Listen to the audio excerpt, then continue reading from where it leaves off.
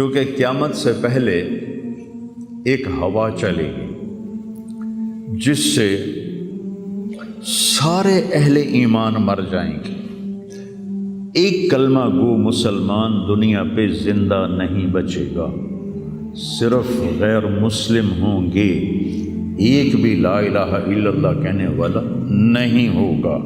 اور قیامت سے 30 سال پہلے، قیامت سے 30 سال پہلے بچے پیدا ہونے بند ہو جائیں گے کہ کسی بچے پر قیامت نہیں آئے گی۔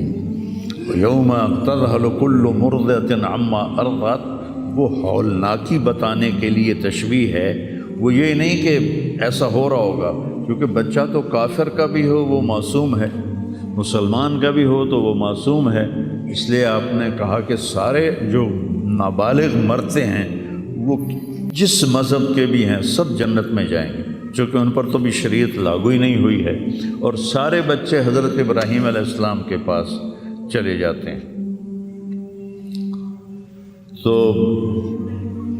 تو حدیث پاک میں آتا ہے جتنے اہل ایمان کے بچے بالغ ہونے سے پہلے، پیدا ہونے سے لے کر 15 سال سے پہلے تک جو فوت ہو جاتے ہیں، سب حضرت ابراہیم علیہ السلام کے پاس ہوتے ہیں، ساری نسل ابراہیم علیہ السلام کے پاس، اور وہ ان کے باپ ہوتے ہیں، اور ان کے ساتھ وہ اپنی وہاں کی جنت کے مزے لیتے ہیں، پتہ نہیں کیا لیتے ہیں، ان میں تو کوئی نہیں پتہ۔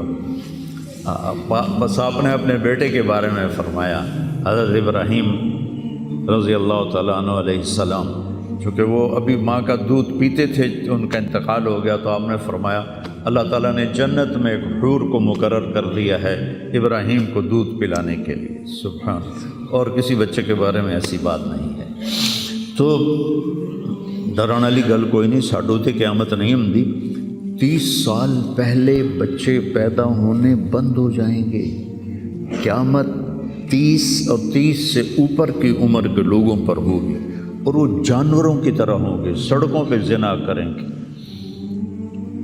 اور ہر انسانی جو اخلاق ہیں ان سے وہ خالی ہو جائیں گے، ان سے وہ خالی ہو جائیں گے۔ یہ امت کے اوپر امتحان ہے۔ ہمارا ایک ساتھی ہے وہاں کینیڈا میں، اس سے مجھے خواب سنایا کہ میں نے دیکھا کہ غزہ کے جتنے شہداء کے بچے ہیں وہ آسمان پہ تیر رہے ہیں، اور اللہ کے نبی ہر آنے والے کا استقبال فرما رہے ہیں۔ تو ہمیں دیکھنے میں تو بڑا ظلم نظر ہے، ظلم ہے بھی صحیح، لیکن ہماری تو موج ہے، تو سارے جنت میں گئے، جتنے بڑے شہید ہوئے وہ بھی جنتی، عورتیں شہید ہوئیں وہ بھی جنتی، مرد شہید ہوئے وہ بھی جنتی، اور بچوں کا تو میں نے کینیڈا میں ایک نوجوان خواب دیکھ رہا ہے، راونڈ کا پڑھا ہوا ہے، عالم ہے، کہ میں نے خواب دیکھا کہ غزہ کے شہداء کے بچے آسمان پر تیر رہے ہیں، اور اللہ کے نبی ہر آنے والے بچے کا استقبال فرما رہے ہیں۔ تو ساڑی تو موج ہو گئی، ہمیں دیکھنے میں موت نظر آتی ہے، حقیقت میں دیکھو ایک ہوتا ہے کامیاب ہونا، اور ایک ہوتا ہے فتح پانا، ایک ہوتا ہے ناکام ہونا، اور ایک ہوتا ہے شکست کھانا۔ یہ دو الگ چیزیں ہیں، کامیابی الگ چیز ہے، فتح الگ چیز ہے، ناکامی الگ چیز ہے، شکست الگ چیز ہے۔ کربلا کے میدان میں سب سے مقدس خون بہایا گیا، سب سے پاکیزہ خون بہایا گیا، اور ان سب کو شکست ہو گئی، اور وہ سارے گردنیں کٹوا کے نیزوں پہ چڑھ گئے، لیکن وہ ناکام نہیں ہیں، وہ کامیاب ہیں۔ انہیں شکست ہوئی ہے، انہیں ناکامی نہیں ہوئی، وہ کامیاب ہیں۔ اور شمر کا لشکر وہ فتح پایا ہے، وہ کامیاب نہیں ہے، انہوں نے فتح پائی، کامیاب نہیں ہے۔ ابن زیاد کی گردن کٹ کے جب لائی گئی مصعب بن عمیر کے سامنے، جیسے حضرت حسین علیہ السلام کی گردن کٹی ہوئی ابن زیاد کے سامنے رکھی گئی تو وہ ایسے منہ پہ چھڑیاں مار کر کہنے لگا میں نے ایسا خوبصورت چہرہ آج تک نہیں دیکھا جو مرنے کے بعد بھی اتنا چمکتا۔ کٹی ہوئی ابن زیاد کے سامنے رکھی گئی تو وہ ایسے منہ پہ چھڑیاں مار کر کہنے لگا میں نے ایسا خوبصورت چہرہ آج تک نہیں دیکھا جو مرنے کے بعد بھی اتنا چمکتا ہوا تر و تازہ ہو۔ تو حضرت ابو برزہ اسلمی رضی اللہ تعالیٰ عنہ نے کھڑے ہو کر روتے ہوئے فرمایا کہ ظالم یہ چھڑی یہاں سے ہٹا لے، میں نے ان ہونٹوں پہ اللہ کے نبی کے ہونٹوں کو لگتے ہوئے دیکھا ہوا۔ تو کہنے لگا تو بوڑھا ہو گیا ورنہ تیرا بھی سر اڑا دیتا میں۔ تو جب اللہ تعالیٰ انتقام لینے پر آئے اور ابن زیاد کو قتل کیا گیا اور اس کی کٹی ہوئی گردن آئی حضرت مصعب بن عمیر کے سامنے، تو ایک دم مجمع میں ہلچل مچی، جاءت وہ آیا، کیا دیکھا؟ ایک چھوٹا سا سانپ، اتنا انتہائی تیز، وہ تیزی سے آیا اور اس کی ناک میں داخل ہوا اور منہ سے نکل گیا، پھر اس کی ناک میں داخل ہوا اور منہ سے نکل گیا، پھر اس کی ناک میں داخل ہوا، پھر اس کے منہ سے نکل کے پھر غائب ہو گیا۔ تھوڑی دیر کے بعد پھر آواز آئی، وہ آیا، تو دیکھا وہی سانپ پھر آ رہا ہے اور آ کر اس کی ناک میں داخل ہوا اور پھر نکلا نہیں، اندر ہی غائب ہو گیا۔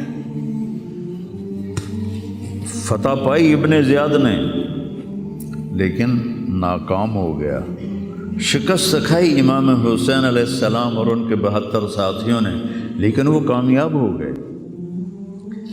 جنگ سے پہلے آپ کو اونگ آ گئی تو آنکھ کھلی تو آپ ہنسنے لگے۔ حضرت زینب نے پوچھا یہ کوئی ہنسنے کا موقع ہے، کیوں ہنسے ہو؟ کہا خواب میں اللہ کے نبی ملے ہیں، کہہ رہے بیٹا میں تمہیں لینے کے لیے آ چکا ہوں۔ تو دیکھنے میں شکست ہوئی ہے لیکن وہ کامیاب ہیں۔ عمر بن سعد کو فتح ہوئی ہے، وہ ناکام ہے۔ عمر بن سعد کی کٹی ہوئی گردن بے مختار کے سامنے رکھی گئی، اللہ تعالیٰ نے ایک کو زندہ نہیں چھوڑا، جتنے بھی قاتلین حسین تھے سب قتل ہوئے۔ حضرت عثمان کے قاتل سب طبعی موت نہیں مرے، سب ذلت کی موت مرے۔ تو بھائیو یہ امتحان کی جگہ ہے، اللہ اپنے نبی کی امت کے گناہوں کو دھونے کے لیے ایسے حالات لاتا ہے۔ سب آپ نے فرمایا جتنا مجھے ڈرایا گیا اتنا کسی کو نہیں ڈرایا گیا۔ تو میں بتا رہا تھا ارض فلسطین یہ دوسری مسجد جو زمین پہ بنی 40 سال کے بعد، وہ مسجد اقصی ہے۔ 4000 نبیوں کے باپ اور میرے نبی کے دادا ابراہیم علیہ السلام اس سرزمین میں تشریف لائے، وہیں آرام فرما رہے ہیں۔ اسحاق علیہ السلام، یعقوب علیہ السلام، داؤد علیہ السلام، سلیمان علیہ السلام، یحییٰ علیہ السلام، زکریا علیہ السلام، یہ وہ نبی ہیں جن کا قرآن میں ذکر ہے۔ اس کے علاوہ بھی سینکڑوں نبی ہیں جن کے نام نہ تاریخ میں ہیں نہ قرآن میں ہیں، جو اس سرزمین کے اندر ہیں۔ یہ محشر کی سرزمین ہے، یہ نبیوں کی سرزمین ہے۔ میرے نبی نے فرمایا ارض المنشر والمحشر، یہ محشر کی سرزمین ہے اور دوبارہ زمین سے باہر نکلنے کی سرزمین ہے۔ اور پہلا بڑا معرکہ روم اور صحابہ کے درمیان ہوا تھا فلسطین میں، اجنادین کے مقام پر جو آج رملہ کہلاتا ہے۔ رملہ کے قریب یہ روم کی تعداد 90,000 تھی اور صحابہ کی تعداد 30,000 تھی، اور خالد ابن ولید رضی اللہ تعالیٰ عنہ وہ لشکر کے امیر تھے۔ اس وقت وہ عراق میں تھے۔ جب حضرت ابو بکر صدیق کو پتہ چلا کہ جو 18 دن کا تھا اور ایک راستہ تھا جس سے لوگ آتے جاتے تھے وہ 2 مہینے کا تھا، تو حضرت خالد نے فرمایا میں اس صحرا کو پار کروں گا۔ لوگوں نے کہا ہم بھوک سے مر جائیں گے، پیاس سے مر جائیں گے۔ کہا جس لشکر میں رافع ابن عمیرہ ہو وہ لشکر ہلاک نہیں ہو سکتا۔ آئے اشاق گئے وعدہ فردہ لے کر، اب انہیں ڈھونڈ چراغ رخ زیبا لے کر آئے تھے کچھ لوگ جو اللہ کو راضی کر کے دوستی لگا کے دکھا گئے، کب اپنی آنکھوں سے ڈھونڈ چراغ رخ زیبا، تمہیں نظر کوئی نہیں آئیں گے، مرد نظر آئیں گے، انسان کوئی نہیں نظر آئے گا، عورتیں نظر آئیں گی، انسان کوئی نہیں نظر آئے گا۔ تو فرمایا جس لشکر میں رافع ہو وہ لشکر ہلاک نہیں ہو سکتا۔ انہیں فرمایا ہمارے پاس پانی کا بڑا ذخیرہ ہے، ہم ہلاک نہیں ہوں گے، نہیں، ہمارے پاس رافع ہے، اور وہ شخص ہے کہ جو کہے گا اللہ کرے گا۔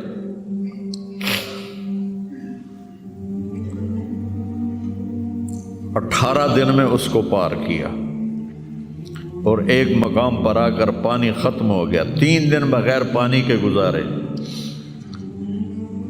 تو صحابہ نے کہا کہ اب ہم مرتے ہیں، طاقت نہیں ہے، کہا رافع کو بلاؤ۔ رافع کی آنکھیں خراب تھی، فرمانے لگے رافع پانی چاہیے، کہنے لگے اچھا مجھے بتاؤ کہاں ہیں ہم، کیونکہ وہ دیکھ نہیں پا رہے تھے۔ تو انہوں نے فرمایا کہ فلاں جگہ۔ اب صحرا میں تو کوئی نشان منزل ہوتا ہی نہیں، تو کوئی انہوں نے جھاڑیاں بتائیں، کہنے کچھ جھاڑیاں دیکھو ایک طرف کٹھی ہوں، کٹھی جھاڑیوں کا کوئی جھنڈ ہو، مجھے بتاؤ ہے؟ انہوں نے کہا ہاں وہ نظر آ رہا ہے، کہ مجھے وہاں لے چلو۔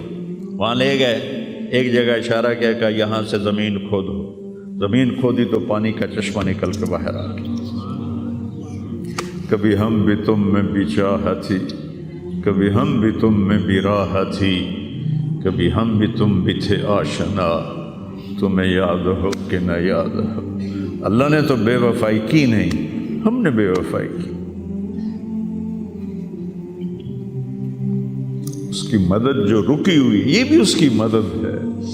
ہمارا شہید جنت میں جا رہا ہے، اگر زندہ ہے، زخمی ہے، بھوکا ہے، گناہ معاف ہو رہے ہیں۔ جہنم کی آگ سے ایک سوئی کا نکا عام آدمی ویکھ ہی نہیں سکتا، دھاگا نہیں پا سکتا، جس دن کی نظر کمزور ہوئے، اتنا چھوٹا ہوتا ہے۔ میرے نبی فرمایا، جبریل علیہ السلام نے آ کے عرض کیا یا رسول اللہ، سوئی کے نکے کے برابر اگر جہنم کی دیوار میں سوراخ ہو جائے تو اس میں سے جو آگ کی چنگاری نکلے گی پوری دنیا کو کوئلہ بنا دے گی۔ اس کے سامنے یہ تکلیف تو بڑی تھوڑی ہے، لیکن بات اصل یہ ہے کہ ہم نے اللہ سے دوستی چھوڑ دی۔ یہودیوں کو گالیاں بعد میں دو، پہلے ہم اپنے گریبان۔ تجھے کیوں فکر ہے اے گل دلے صد چاک بلبل کی، تو اپنے پیرہن کی چاک تو پہلے رفو کر لے۔ کتنا جھوٹ بولا جا رہا ہے، کتنے جھوٹے مقدمے ہیں، کتنی والدین کی نافرمانی ہے، کتنے گھریلو ناچاکیاں ہیں، کتنا سود چل رہا ہے، کتنا شراب کے ٹھیکے چل رہے ہیں، کتنے لوگ نمازیں چھوڑ چکے ہیں۔ صرف حکمرانوں کو میں کیا گلہ دوں، آج ہم سارے اس حمام میں ننگے ہیں۔ تو یہ اللہ کی رحمت ہے، اگر کسی کو اللہ نے اس امت کو اگر دنیا میں وہ جھٹکے دیتا ہے۔ مجھے ایک آیت بھی یاد آ گئی، دونوں کو حال بتاتا ہوں۔ ایک ہے جنہوں نے اللہ کو نہیں مانا، تو اللہ کہتا ہے ذرہم یأکلوا ویتمتعوا ویلہہم الامل فسوف یعلمون۔ میرے محبوب کرن دے انہاں نوں موج میلا، 4 دہاڑے انہاں نوں موج میلا کرن دے انہاں نوں میرے کول آون دے، ووٹ ویکھی میں کی کرنا، ٹھیک ہوگی۔ ہمارے بارے میں کیا کہا، وَلَنُذِيقَنَّهُم مِّنَ الْعَذَابِ الْأَدْنَىٰ دُونَ الْعَذَابِ الْأَكْبَرِ لَعَلَّهُمْ يَرْجِعُونَ۔ میں تمہیں دنیا میں چھوٹے چھوٹے عذاب دوں گا، بڑا عذاب نہیں دوں گا آخرت کا۔ یہ غزہ کی جو تباہی ہے یہ چھوٹا عذاب ہے، یہ چھوٹی تکلیف ہے۔ دون العذاب الاکبر، فَيُعَذِّبُهُ اللَّهُ الْعَذَابَ الْأَكْبَرَ يَصْلَى النَّارَ الْكُبْرَى، اور عذاب اکبر نار کبرا جہنم ہے۔ تو میرا اللہ کہہ رہا ہے کہ میں تمہیں چھوٹے چھوٹے عذاب دوں گا، بڑا عذاب نہیں دوں گا، تاکہ تم توبہ کر کے میری طرف آ جاؤ، اور جو مجھے نہیں مانتے انہوں نے چھٹی دیتے۔ جو بچہ اسکول میں پڑھتا ہے اسی کی حاضری ہوتی ہے، غیر حاضری ہوتی ہے۔ جو پڑھتا ہی نہیں تو اس کی کون حاضری لیتا ہے یا غیر حاضری لیتا ہے؟ اپنے بچہ کوئی غلطی کرے تو اس کو تنبیہ کی جاتی ہے، گلی کا بچہ کوئی کچھ کرے تو ہم نے کبھی دیکھا ہے کہ کیا کر رہا ہے؟ یہ امت میرے اللہ کی لاڈلی امت، اس وجہ سے نہیں کہ ایسے کوئی بڑے حاجی پارسا ہیں، اپنے حبیب کی وجہ سے، اپنے محبوب کی وجہ سے یہ امت اللہ کی لاڈلی امت ہے۔ اللہ ہمیں بھی بندر خنزیر بنا سکتا ہے، ہمیں کیوں چھوڑا ہوا ہے؟ تو گنبد والے کے لیے درود پڑھو،